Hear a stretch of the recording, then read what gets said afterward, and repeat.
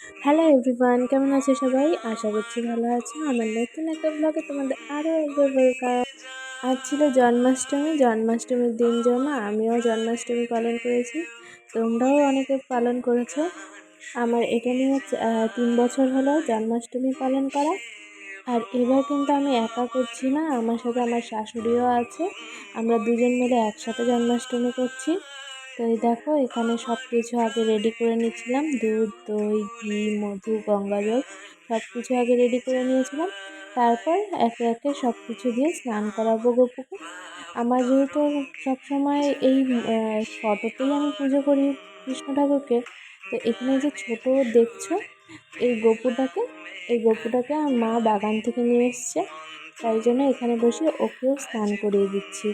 আর ওর জন্য কিন্তু আসনটা খুব সুন্দর করে সাজিয়েছিলাম, যতটুকু পেরেছি আর কি। আমি জন্মাষ্টমীর সেরকম একটা নিয়ম জানি না, তবে মন থেকে যতটুকু পারি ততটুকুই চেষ্টা করি করার। তো এখানে দেখো, শঙ্খর মধ্যে দুধ দিয়ে প্রথমে স্নান করিয়ে নিলাম, এখন দই দিয়ে করাবো।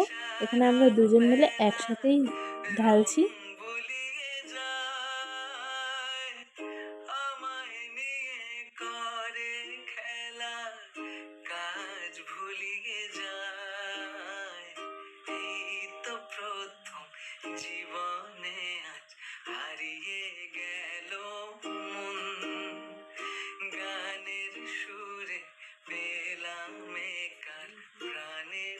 দই দিয়ে করানো হয়ে গেল, এখন করাবো ঘি দিয়ে।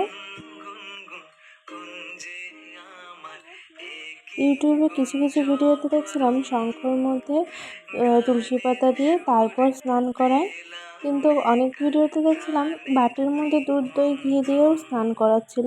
কিন্তু আসল নিয়ম আমি জানি না, তা আমিও শঙ্খর মধ্যে দিয়েই করালাম। তো এই দেখো, এখন মধু দিচ্ছি, মধু দিয়ে স্নান করাবো, এরপরে গঙ্গা জল দিয়ে স্নান করাবো।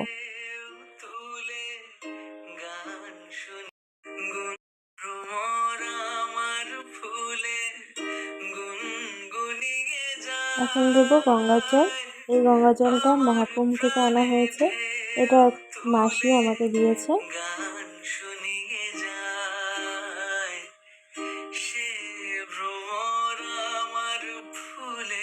এই দেখো, আমার স্নান করানো কমপ্লিট।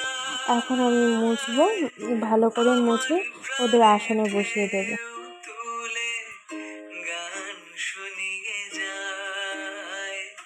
এখন ওদের আসনটা একটু ফুল দিয়ে সাজিয়ে দেবো।